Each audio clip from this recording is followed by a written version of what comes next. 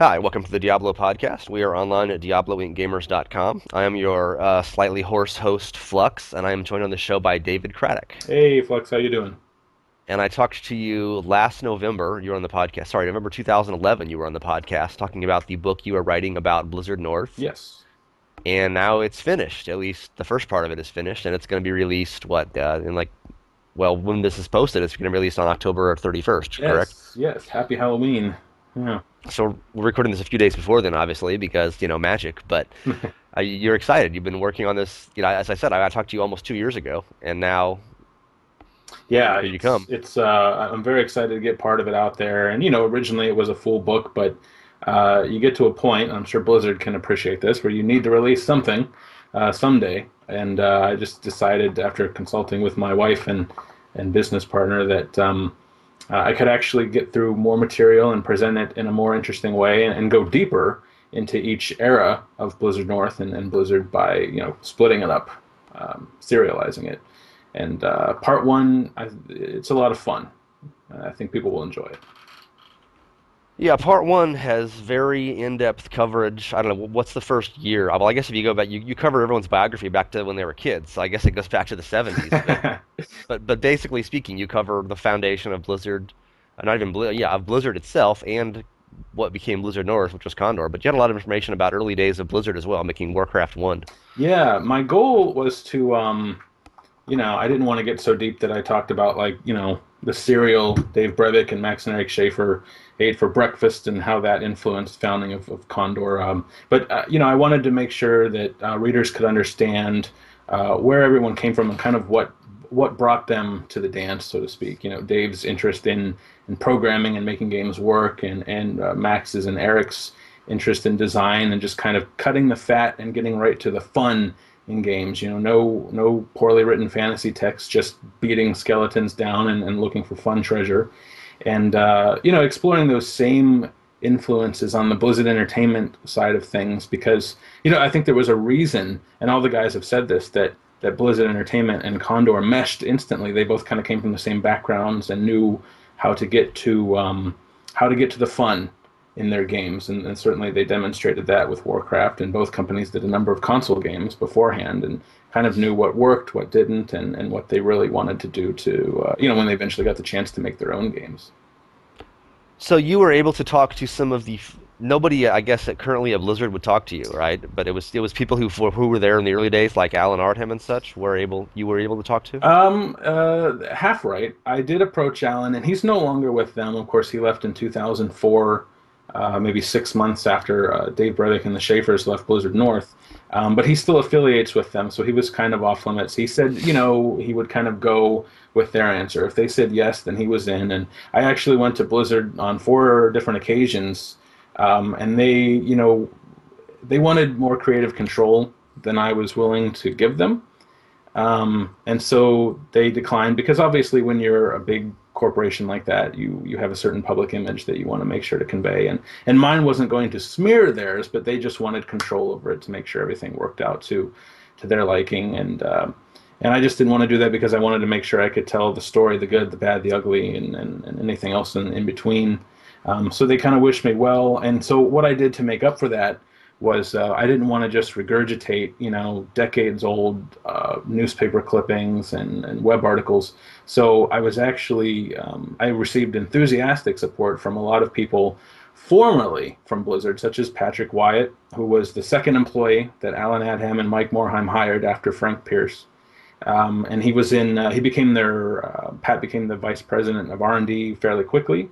So he was right there at the wheel of the ship next to Alan and Mike, making him a great source of information. And then other sources were like Stu Rose, who was an artist who contributed a lot to the design of Warcraft and Warcraft 2, and then later on War 3 and WoW. And so, all through each of these books, I'm making sure to talk to people who had a lot of influence in the games, and just also people from varying levels at the company, so readers can get an idea of how Blizzard Entertainment operated at all levels. Whether you were at the wheel of the ship, or down below decks, scrubbing, so to speak, just getting a lot of input. So again, even though Blizzard doesn't have any official input, it's not authorized. It's still their story. I stand by it, and I think people will find it very interesting. Yeah, you certainly had plenty of quotes from people who are making Warcraft 1 and about people who are still at Blizzard. Chris Metz and other people are extensively profiled, even if you didn't actually get them on the record, Right. because they all have bombs in their brains that will explode if they ever talk about anything. Exactly. So luckily, the guys who were gone long enough to have the bombs defused were able to. And you talked to everybody at Blizzard North. I mean, not and everybody, but quite a few. Yeah, quite a few. Only missing a couple from Blizzard North. A couple people declined for reasons of their own, and one person in particular, an artist named Tom Byrne, I just couldn't track him down, and no one else had been in contact with him for years. So what I tried to do in those cases was get personal anecdotes from others, and to make sure that everyone was highlighted. Because, as having read the book, and as readers will discover, I mean, the personalities of these people, especially at Blizzard North, contributed to the DNA of Diablo. I mean, if any one of those people had been different, if Michio Akamura hadn't been there, Rick Seiss, Kelly Johnson, the game would have turned out so differently, because it was a small team, so everyone was able to leave a bigger footprint. And so I wanted to make sure to talk, to get information about people who weren't there, so that their contributions would still be highlighted. Yeah, one of the interesting things about those early days and their contributions is the other projects they were working on to pay the bills. And we always hear about, oh, they made console games beforehand and stuff. But, people hear about like Lost Vikings and such that's actually been released, but, and, Rock and Roll Racing and such. Mm. But what you actually get into in the book is how many other projects that no one's ever even heard of, and that they were just wage slaving on, writing physics engines for football games and stuff, and just really really tedious, just keeping the lights on sort of jobs while they kind of worked on their dream projects at night or planned their dream projects for Right. later. I mean, they were together for years before they even got started on Diablo, right? Yeah, yeah. Condor was formed officially on September 10th, 1993, and Dave, Max, and Eric met Alan Adham at the Summer CES 1994 show, and they pitched Diablo to him in January 1995. Started in the spring, so it was 18 plus months before they got to work on Diablo. And even then, I mean, they were working on a football game for the ill-fated successor to the 3DO. They were finishing up NFL quarterback club games for the Game Boy. I mean, Eric Sexton, an artist and also a designer. I mean, everyone at Blizzard North was a designer because they could weigh in freely. Was hired as a quote-unquote pixel pusher. He was just kind of making, animating, drawing characters for quarterback club, and getting through that as quickly as he could so he could jump on board Diablo. That was obviously everyone's passion project. And I mean, Blizzard Entertainment did the same thing. Alan Adham grew up surfing bulletin board systems, BBSs, met Brian Fargo, who was running Interplay, and that connection allowed Alan to get some port jobs, just, moving games from one platform to another from Brian Fargo, and just bringing in enough money to hire mostly freelancers, actually, to get a full-time job at Blizzard Entertainment back then was a big deal. For most of the guys, they completed contract work and moved on. So, guys like Stu Rose, Pat Wyatt, to hold full-time positions became something pretty coveted there. And finally, once Blizzard got bought out by Davidson and Associates and was able to clear its plate of all the contract work like Justice League for SNES and Death and Return of Superman, which I actually had as a kid. It's kind of a fun beat 'em up. They could finally put all of their weight and manpower behind games like Warcraft, and the same deal at Blizzard North with Diablo. Yeah, and it's not like they were making, Super Mario Brothers or Right. something, these early games. I mean, it makes it very clear in the book. There are a lot of them, there's sort of these obscure, it's not a big game, and now we're making a port of it for some other console that never even really sold very well. The Lynx and stuff, they're working on these things. Right. It seemed like they were never. I mean, it wasn't they making like Super NES games that people have still heard of. I mean, you've played the fighting game Yeah. where Superman couldn't kick because that's not manly or something. Right. Yeah. That was a great There's, anecdote. I remember. yeah, there's no kicking on Krypton Yeah, apparently. yeah, yeah. Can't kick. People lifting their feet off the ground to do anything but walk, unheard of. And it's And doesn't he fly? yeah. I mean, Like how do you punch someone below you while you're flying? That seems annoying. Anyway, the whole point of that, people reading the book obviously, but the developers just said, they had to really hew to what they wanted, what the comic book version of the characters was at the time. And Superman had like long hair, and they didn't like that, but they had to do it Right. anyway. And the developers just said Superman doesn't kick, so they had to put all these extra punches in somehow. Yeah. I think So one anecdote that didn't make it in, and I'd have to look at this to be sure, but Michio mentioned something about how, um, of course, Condor was working on the Sega Genesis version of Justice League while Blizzard did the SNES version. And at least Michio said that in one case, he drew Wonder Woman sexy, and DC came back and said, "Well, she's too sexy. When she's lying prone and defeated on the ground, that doesn't look too good." And he said, "I got that pose almost, pixel for pixel from a comic book.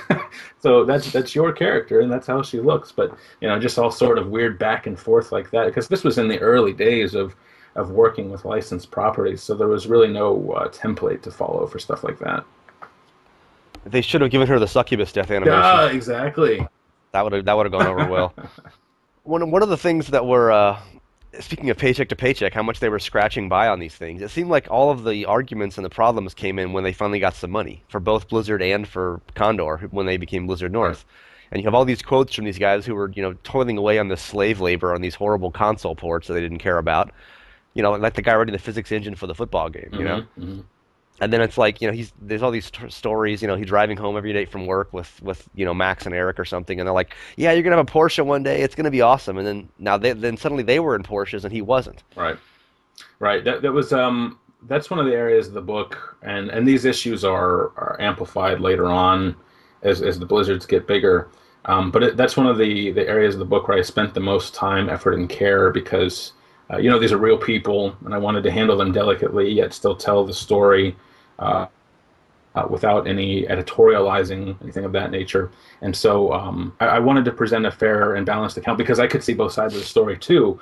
On the one hand, Brian expecting those to be delivered on was kind of reasonable because even if they said that sort of thing only in a pep talk type manner, like oh man, one day we're all going to be driving Porsches. Other people recall them saying that, but they weren't able to deliver on that. I mean, at the time, Diablo hadn't been released, and so Justice League Task Force, as it explored in the book, came out near the end of the Super Nintendo cycle. It was just another Street Fighter clone, or on the Genesis, I'm sorry, but the same applied to Super Nintendo. And so it's not like they could deliver on driving Porsches, and even after they sold their company, I mean, they had stocks that they were able to cash out and options, but this is explored especially in book 2. But they thought they were taking care of their employees by giving them stock options. They didn't know that there would be a lot of scandals going on, book cooking at the top of the ladder that would wipe out everyone's options, including theirs. The founders lost their options too.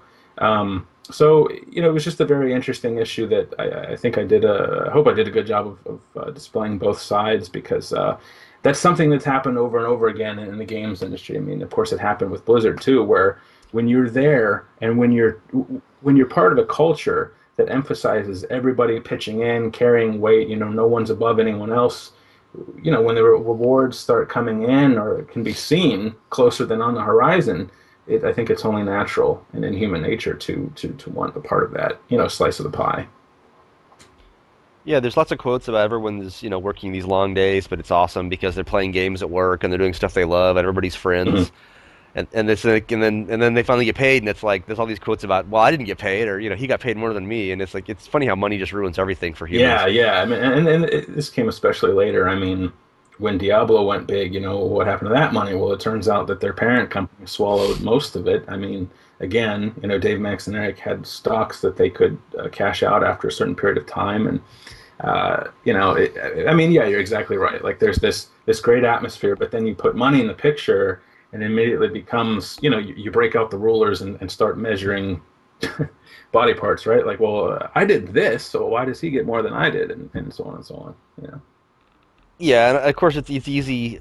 A lot of the long hours they're working at not at below market pay. They're getting paid less than they would have been as programmers for some bank or Well, something. But of and course, it's funny you yeah, you're mention hoping you'll that. get. It's funny you mention that because one of the Blizzard North programmers after Diablo 2 left and worked as a programmer at a bank. He said, it's not as fun, but I work 9 to 5, 40 hours a week, and I make so much more money rather than busting my balls 100 hours a week and making pennies on the dollar because I'm salary and I'm never going to get more for pulling all this overtime.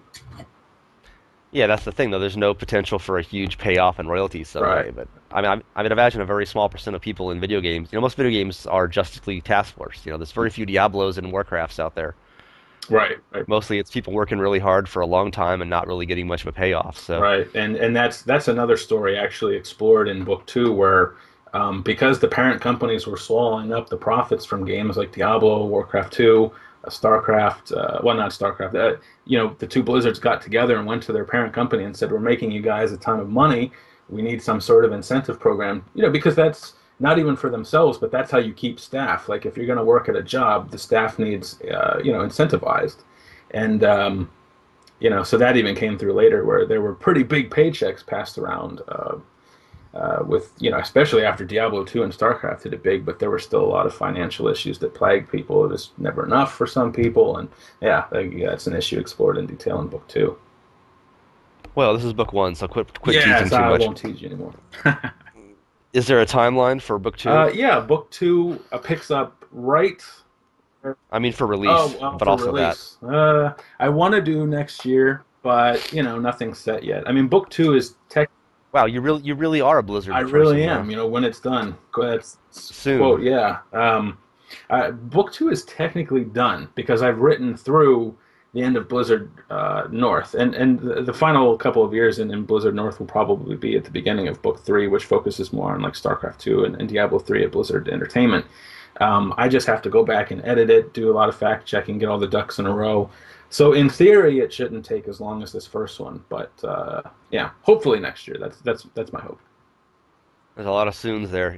You've been very much sound like a Blizzard employee, Yes, so yes. congrats. You've talked to enough; it's just rubbed Just off on just you. by osmosis, what can I say? It's like osmosis or leprosy, one of the two.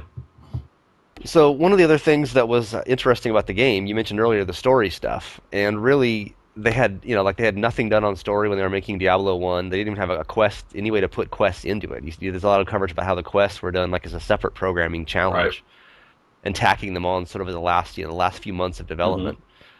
And that's like a strength and a weakness of the developers. I mean, people the funny part, the real irony is that people today still talk about how great the story was in Diablo 1, and they love the manual and they love the setting and the tone, and then Diablo 3 came out and a lot of the main criticism was about the storytelling. Yeah. And meanwhile, they spent, infinitely more resources telling story in Diablo 3 than they did in the first game because they didn't spend any resources in the first game. Right. So you talked. I mean, the three founders, the three main guys, the two Schaefers and Dave Brevik, really did nothing on story in Diablo One. I mean, tell that a little bit, tell that story. Sure, sure. I mean, that's so chapter one introduces you to Dave, and you learn very quickly that he's a very technology oriented guy. He is interested in the programming and the art of bringing the games to life, and especially producing good graphics. Um, and then chapter two focuses on Max and Eric, and you learn right away that Eric loved to design Dungeons and Dragons campaigns just for fun, but he wasn't going to sit there and build a wall of text in front of adventure. He wanted to just get right to the killing, the bashing in skulls, and looting, these temples or tombs or what have you. And so, it was never in their interest to craft this great story, but they ended up doing that. And as a writer myself, I find all this very interesting. One thing I loved about Diablo that still endears the game to me today, besides spending years playing it and researching it, was that you got a lot of the story just by playing the games. I mean, you see Tristram and you walk around, and most of the houses, the doors are open. They're obviously abandoned, or someone snatched the people from their beds in the night. You have the townsfolk standing in front of their shops, their homes, and of course that's a product of technology. They couldn't really move around freely. But I also like that they're just kind of looking around. It's almost like they're on their guard at all times. So you immediately pick up on the tension. You've got the wounded townsman bleeding to death outside the church. It's just that and even especially as you go deeper and deeper into the dungeon, the claustrophobia just becomes cloying, suffocating, and I just remember experiencing the story, and that's how stories should be experienced in a game. I mean, for all the elements of Diablo 3 that I enjoyed, the story was not one of them. It was so in your face, and it impeded your progress through the game. And Diablo 1 and 2 just didn't do that. You could skip the wall of text and just rely on your quest journal, and you experience that story by just playing and soaking up the atmosphere as you went. One of the debates we've had a lot about Diablo 3 on that issue is that as you say, the atmosphere, the milieu of the game. I think the music was, fantastic in Diablo 1. I'm surprised you didn't have more coverage on the music actually in the book. You did a little, you obviously have some quotes from Matt, but that's one thing people still cite to this day is like, the classic Tristram theme and Right, such. right. But a lot of the technology and the way the game worked is, you move really slowly. You're barely faster than the monsters. You can't run. You can only take on a few enemies at a Hmm. time, and that just gives you much more of a sense of the danger and the. It's almost like the story is told by the fact that it's actually difficult to play. And then, Diablo 2 came out and you could just run away from Right. everything to a large extent. And even if they made much more creepy visuals and monsters and stuff, it's to some extent it just wasn't as Hmm. scary. So it's almost like an accident. I mean, they obviously it was all turn based. You have that story in the book again, but I just wonder. It just seems like a lot of the storytelling, and I love how it looks. And the monster animations are great. And I talked to Eric one time months, years ago, Eric Schaefer, about how great the monster animations were, and he said, "Well, we only had time to do like 10 animations, so we had to make them all really, really good." And they had 100 monsters in D2, and it's not that the animations weren't good, but it's just like, and also the way that you mentioned, the tile set on the ground, the monsters had to die and kind of dissolve or evaporate or shrivel up Hmm. because they couldn't leave a corpse that covered a lot of Right. space. And maybe that was part of it also, that everything just sort of disintegrated and crumbled into these little Hmm. balls or, acid puddles. But I don't know. I mean, a lot of it is just, and then they had the whole thing about the story. People still cite the first Diablo cinematic as like this amazing, mood setting, crow eating a guy's eyeball thing. Right. And of course it is, but as you cover in the book, that entirely came from Blizzard Right. Irvine. It came from Blizzard Irvine, and the guys that were working, kind of campaigning to kickstart um, a cinematics team had no story to go off of. I mean, this was a few months out from release. The story wasn't really set, and so they said, "Well, we want to create a cinematic, but obviously we can't introduce the story, so we're just going to go for tone." And I think that's why people still enjoy that cinematic. I mean, it didn't introduce you to the story, and yet it did because that set the tone that you would experience over the course of the game. And then the ending cinematic they did as well. The creepy leading on to, going north with the Soul Stone. I mean, it's like the Schaefer's and everyone were shocked when they first saw that. Yeah, yeah. Blizzard North kind of gathered around to view that cinematic when it arrived from Blizzard Irvine, and jaws hit the floor. They weren't really expecting that because they hadn't really worked out an ending themselves. But the more they watched it, the more they liked it and said, yeah, we'll definitely go with this because heck, we didn't have anything planned. And I mean, it's funny that you mentioned that it was all accidental because everyone I talked to, Dave, Max, Eric, the rank and file developers all stressed that like they didn't really plan much. They knew they wanted to recreate roguelikes with graphics, and then of course down the road it became real time. But as far as plans, it was just kind of hey, this sounds cool. Let's try that, and they just kind of took the ball and ran with it. I mean, a lot of the best features came out of that. Like Eric Schaefer says, "Oh, we're a few months out from release. We need quests. I'll give $5 to anyone who writes a quest. We'll just shove it into the game." And so Eric Sexton, an artist who really wanted to get more involved in design, just sat down and pounded out ideas for the Butcher, for the Skeleton King, for things like the Map of Stars, where you go around and use this map to kind of, you had a time limit where you couldn't, where Diablo would get stronger if you didn't complete the quest in time. And, that didn't make it in. A lot of things didn't make it in. Some of the cutting room floor quests are detailed in the book, but it was just one of those, let's just make these characters because the quests would be fun. And then Chris Metzen down at Blizzard Irvine was the one who kind of weaved them all together into an interesting story. But even then, it was nice because you could ignore it. Like you didn't need to know who the Butcher was. You just knew that he was a badass and that you'd run into him, and it would be an epic fight. And that would be the story. Your first encounter with the Butcher. I mean, every Diablo player has that in common. Yeah, for me from the beta, you mentioned the beta a little bit, how popular that Right. was. The first two levels of the dungeon, Yeah. Yeah. and you get the butcher and he'd chop you to bits, and it was like, well, that was exciting. And you'd grind And the Fallen for 4 hours and to try to get up to level 5 or 6 or something and stand more of a chance. Yeah. and the off fresh meat that everyone still remembers, and of course that came back in Diablo 3. It didn't have the same impact. Yeah, it's interesting. I kind of wanted to get your input on this as well, since you have such a rich history with the Diablo games yourself. But one thing I loved about Diablo and Diablo 2 was there weren't cutscenes or cinematics to introduce bosses. It was really cool to just enter a room, like throw open a door and boom, there's the Butcher, or walk into a room and see Leoric on the periphery, like patrolling around, and there he was. I thought it was much more effective to run into bosses that way to just have them appear from the shadows rather than have some often corny cutscene to introduce them. Yeah, I don't think anyone's a fan of those, the in-game scenes. Obviously, I don't know. That's just been we've had many debates about that since Diablo 3 came Hmm. out, and people have eventually like the narrative kind of evolves over time. People sort of think, oh, I don't like this, or I do like this, and then eventually there's more of an agreement on Right. that. And also some people who had different thoughts, don't play the game anymore, or don't participate in the debates. But there seems to be a pretty strong consensus that all of the holograms and the storytellings and finding notes from Asmodan to his lieutenants or Is whatever that you live get in Diablo blogging. 3, Yeah. yeah, that seems to diminish the impact a lot. Like you don't, like, as you mentioned, you don't see Diablo, you don't see the Butcher until you see the Butcher. You don't see Diablo until you see Diablo in Diablo Hmm. 1. And even in Diablo 2, you see them a little bit in the cinematics, but they don't talk to you, they don't lecture you, they don't say, "Ha, I don't care that you destroy my catapults. I'm still gonna kick your ass."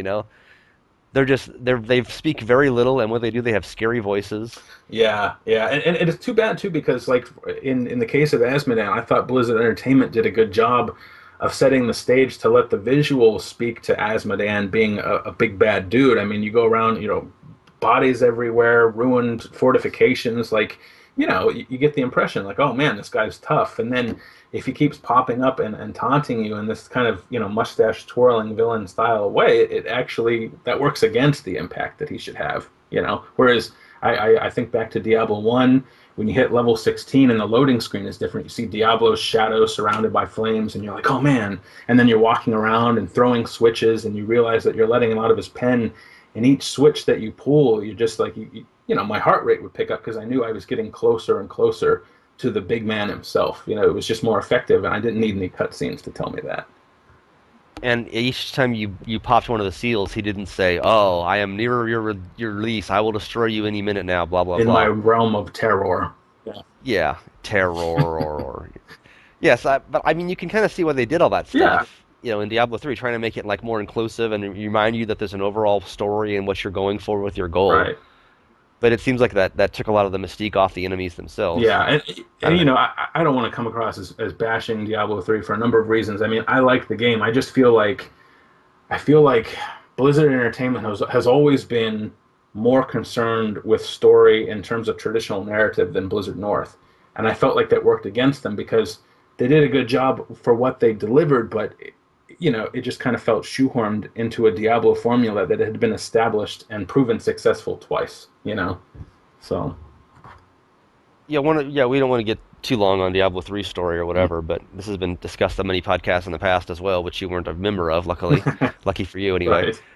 But it seemed like they kind of Hollywoodized things, like they wanted to make a bigger story, make it more kind of simplify it and also make it very obvious. So even if someone's paying no attention at all to the story, oh yeah, there's that Asmodean guy. I'm going to fight him now. Oh yeah, there's another pop-up message from him. Right. Like they wanted to make it so even if you skipped all the dialogues, you would still know what was coming. But I think that if people skip dialogues, they don't care what's coming. So and the people who do care are bored by it because they've been hit over the head with it 40 times already. Right. And I'm curious to see if they change that approach some in the I expansion. am looking forward to the expansion. I do think it definitely, even from a vibe standpoint, I think that it looks closer to what Diablo fans expect. And I mean, it's kind of like you've pointed out numerous times on your site. I mean, it's not that Diablo has never been bright and colorful. Sandy, sun-baked deserts and snowy mountains aren't exactly the layers of dark and purple hell that we got in Diablo One. But it's about the tone and the themes and in the execution. And I think that Diablo 3 carried over the important stuff. I mean, one thing I spend a few pages on and come back to often in book one was the Condor test, where they would kind of come up with an idea and get it on screen and test it. And if it was great, they'd flesh it out. If it sucked, then it went into file 13.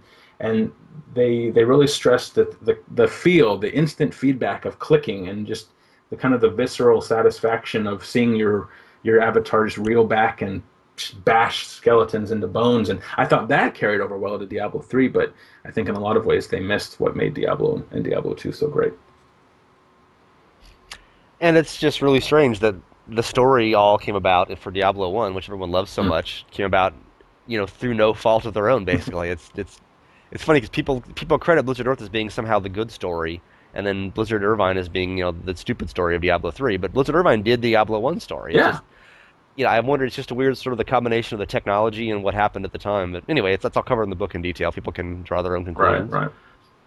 And speaking of the book style, are you a journalist or an interviewer? How would you classify yourself, or both? Probably both. Interviewing was something I really worked hard on because it wasn't really my forte before sitting down to write this book. I mean, a lot of times I had written retrospectives for PlayStation, the official magazine, and Good Old Games, and I would draft questions for people, but most of my research was done just by reading and just kind of connecting dots and forming the picture that way.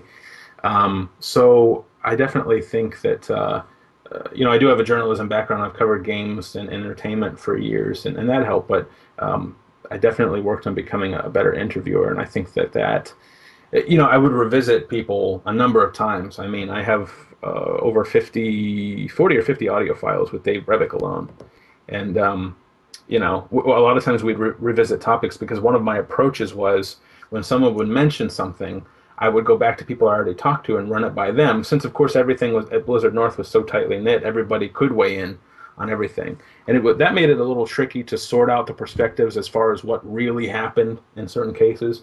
But sometimes things happen a certain way, and I document that. But everyone does have their own perspective and kind of follow through on how it affected them. So that's something that I worked on over the course of the book. Would you consider this an oral history? Yeah, I think so. I really wanted to put the quotes front and center.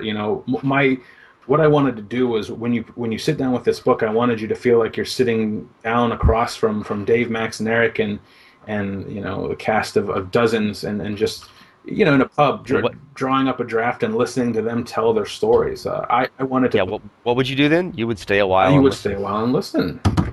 And I just really wanted it to feel conversational. Kind of my job. I enjoyed writing. I thought I did.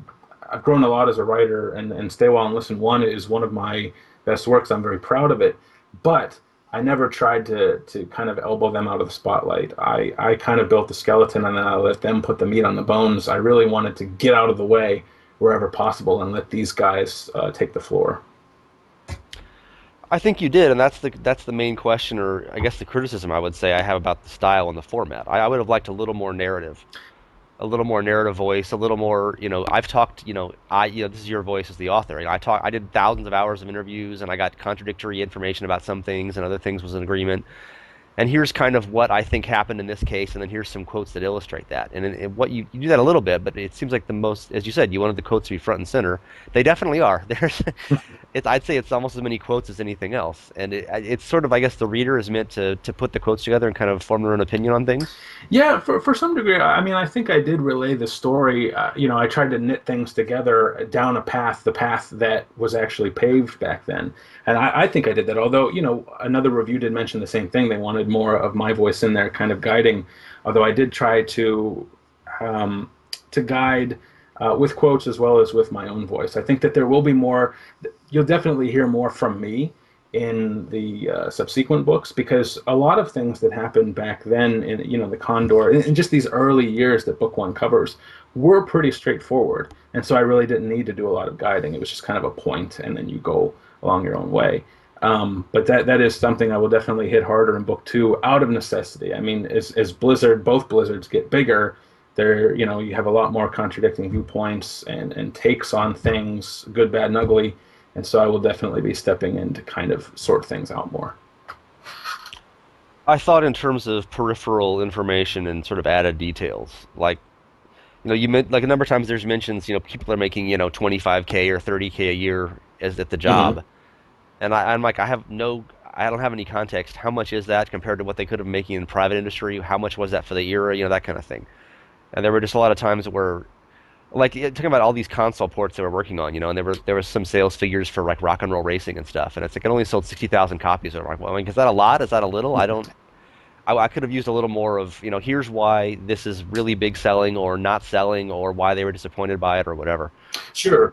And obviously that's hard to do. You know, it's 15 years ago. You have to get everything in context and information, Yeah, right? that probably would have been easier had I had access to like Blizzard's records that, just given kind of free access to the archives, so to speak, and able to look that up. But I was able to give context in the way of, for example, okay, rock and roll racing sold this many units. Is that good or bad? Well, they say that, the pub dev deal states that the developer gets pennies, the publisher gets the lion's share because the publisher forks over, money for this, that, and the other. I mean, Brian Fargo said, well, he had to order all the cartridges. They were brought over from Japan, and that's very expensive, so he has to get paid for that. And so you realize, oh, well, they're not making a lot of money because the pub dev deal just doesn't favor the developer like Condor and Blizzard Entertainment.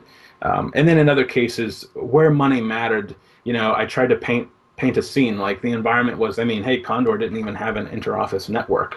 They were playing Doom together but separately, going through the single player campaign and just shouting their progress back and forth across the room, backing up the game on floppy disks. So it was more, I was trying to show more than tell in that regard. And there was some telling, like Rick Seiss said, he left his job as a programmer at Delta Dental, where he was making $10,000 more a year.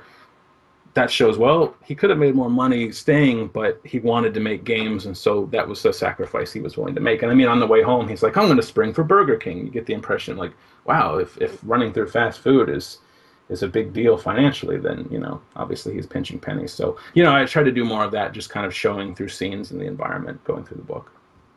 And this runs up to right when Diablo I is Hmm. released. I was surprised at the ending point. I thought you would go further into their history, but you mentioned, right at the start of this interview, what's coming in books two Hmm. and three.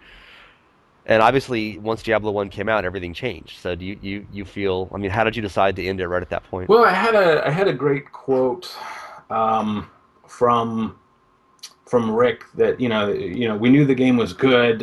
We didn't know it would become a phenomenon, which is kind of teasing. Like in book one, it's all small time. These companies are releasing their first games, and we know that they're doing okay. But book two, with each era, I wanted to cover, or with each book, I wanted to cover a different era.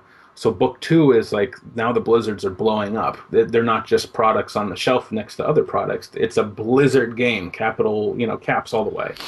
And so I could have gone into Diablo sales, but that is actually one of the big themes in book two. So because I don't know, the duration between the releases, I didn't want to get right into Diablo blowing up big and then have people forget that going into book two when Diablo's success influenced so many of the personal and professional relationships at Blizzard North. So that was kind of the deciding factor too. It was to the good of the story and just making sure that each book felt standalone, but was also part of an overarching story.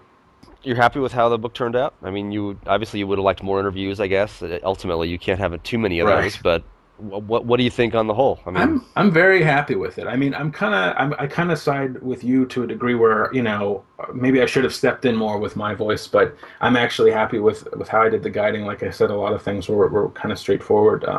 I'm very proud of it. I waited so long. I've revised the book so many times because I wanted to grow enough as a writer to tell the story in the way it deserved to be told, to do it justice. And so I'm really happy with it. I'm really excited for the 31st when people can read it and just decide for themselves. And I think books two and three will be even better, certainly bigger, just in terms of material. and once you get to book three, you can burn all your bridges and write all the nasty Flame things on, that in you the didn't words of you can't Porsches. say yet because you still have interviews to do. Yeah, I do still have Or that interviews to do. That one will be the toughest because as you get deeper into Blizzard Entertainment's history, Blizzard Entertainment is certainly not McDonald's. I mean, they don't have a high turnover rate. People have been there since like Warcraft and even earlier. And it's obviously, I mean, it's obvious why. Like, it's a great job. You can say I work for Blizzard, and it's a fun place to work.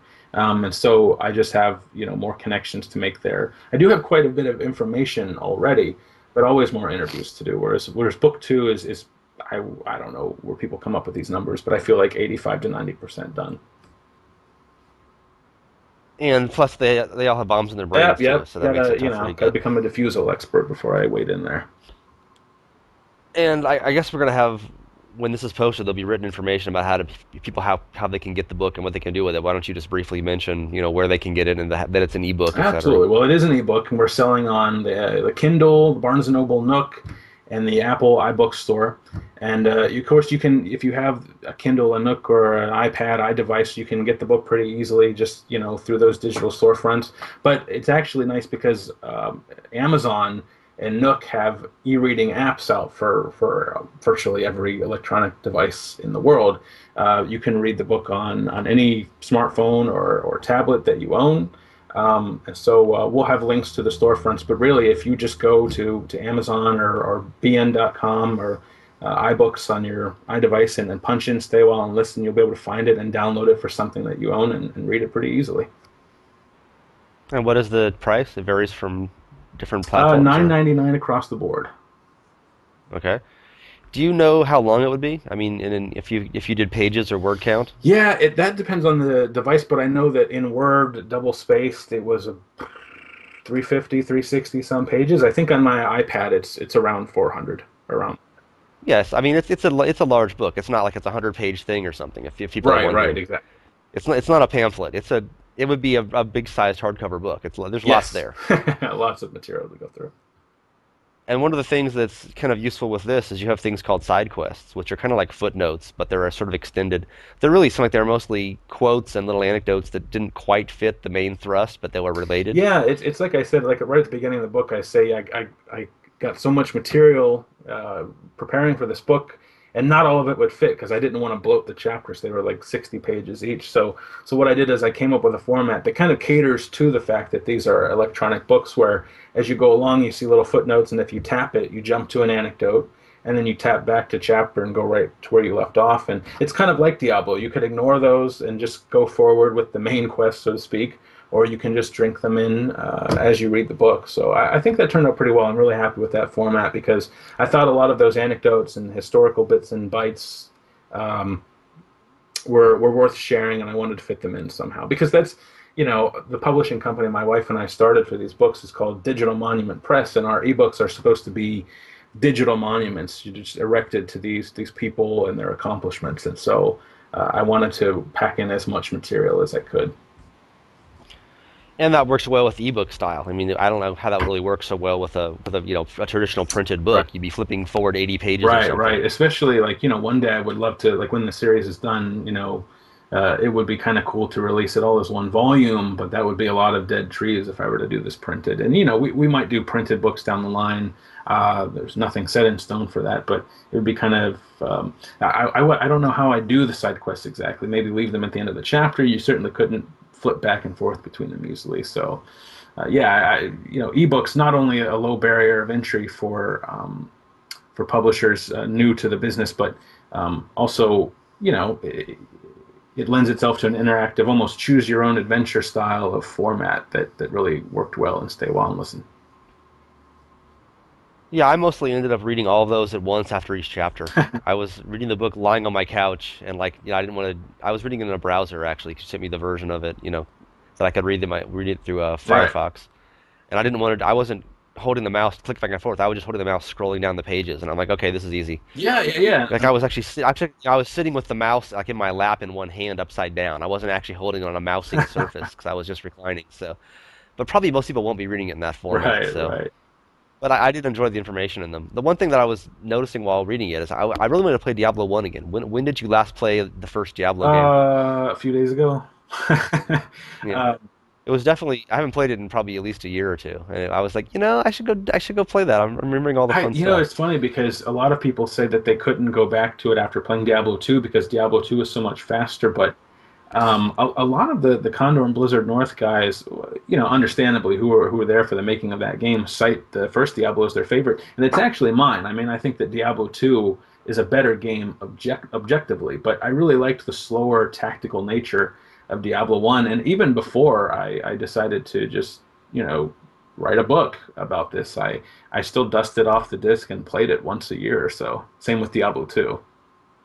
I had a conversation with Max Schaefer right after Diablo 2 came out, and he said that he could not go back to Diablo 1 at that point. He's like, I Yeah. can't play it.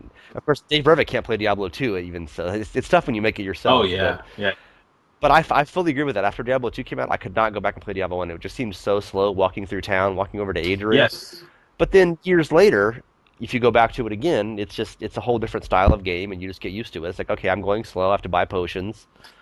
It just plays differently, and it's not you're not running across these huge worlds. Yeah, So it's funny. One thing I forgot was you drop so much money on potions because I mean that game is hard. Like the difficulty often spikes at like 90-degree angles, especially when you finish one environment like the church and go into a new one like the cathedrals. Like you feel like a tough guy as you near the end of an environment, and then you're in a whole new area with new creatures, and they just slap you around. And it's actually, this is kind of a divisive subject also, but I loved the Hellfire expansion, and I can't play Diablo without it. So, you have the jog function in town where they like cut the animations in half and you just zip back and forth to run your errands. yeah. And yeah, I do love Hellfire, and I make sure it's installed for other things too, like the search spell that highlights all the dropped items and stuff like that. Yeah, you can't. The endless search for a ring or an amulet in Diablo 1 is Yes. exciting, especially if you're looting your own corpse and it popped over some wall Oh, yeah. somewhere, and you're like, you just spend, you spend 5 minutes just moving your mouse up and down the dungeon floor trying to find out objects on the ground Yeah. without the search spell, which is like Team and Hellfire. But anyway, we're digressing there. So any final thoughts on this? Anything you wanted to cover I never asked you about? No, I think you hit all the points well. I'm glad that you liked the book and that you gave it such a thorough, thoughtful analysis. I was really looking forward to talking with you about it in particular because I think I said this in the first interview, but I'm a fan of yours. I mean, I was a reader of Diablo II.net way back when, and it was cool that guys like you could read this and approach it from a very different perspective from someone who maybe was introduced to Blizzard games, semi recently through like WoW or StarCraft 2 or Diablo 3, and that's what I'm kind of looking forward to. I mean, I love hearing about who your quote unquote favorite character was because I had my wife, my main editor, and another editor all read the book, and they all came away saying, well, I enjoyed so and so's perspective the most, and I felt this way about it. And so I guess that kind of harkens back to one of your questions. Like, I do lay out what happened, but I also appreciate that people enjoyed picking apart certain perspectives and siding with different people because they look forward to their quotes and their style of speaking, which is, again, a reason that I use so many quotes. Like, I wanted you to know these people. One of the reviews I've already got said that, she felt like she knew all these people as human beings and not just game developers by the time she finished the book. And I'm particularly proud of that, and I think I accomplished that. Well, I actually do know a lot You of these do, human beings, so yeah. it's hard for me to narrate to say that. I didn't know all the guys from the pre Diablo 1 as Hmm. well, but I met most of them at Blizzard North at Right. some point, so it's sort of weird for me to, okay, I know this guy, or I know how he talks, or you mentioned that Dave was blind in one of his Right. eyes, and you always notice he doesn't quite make direct. I always thought he was a little bit cross-eyed or something. I didn't realize what one eye of his didn't quite lock on to the other. I'm Right. like, oh, well, that's why. I'm glad I never asked him about it, but it's just one of those little Yeah, things. and a lot of people, he said it was no big deal, but a lot of people were impressed that he was the one who, in one of his marathon programming sessions, created the perspective mode in Diablo 2 that lent everything a 3D appearance. And he's like, oh, yeah, I can still do it. I understand how it works technically. He said, I just don't have a 3DS for obvious reasons. So, Well, there's another book two anecdote yep, for yep, us. teasing, yeah. All right, well, Mr. Craddock, thanks for the interview. And the book is coming out on Yes. Halloween. That is, which probably the day this is posted or the day after. I'm not sure the exact time frame, and there'll be links to get it. And it's $10, and it's quite a large tome, and it's across all platforms. And book two will be coming out soon, Soonish, when it's done. Yes. soonish. Yes, when it's done. You've definitely learned the Yes. script. Okay, okay. Thanks for your time. You've been listening to the Diablo podcast. We are online at diabloinkgamers.com, and Thank enjoy. you.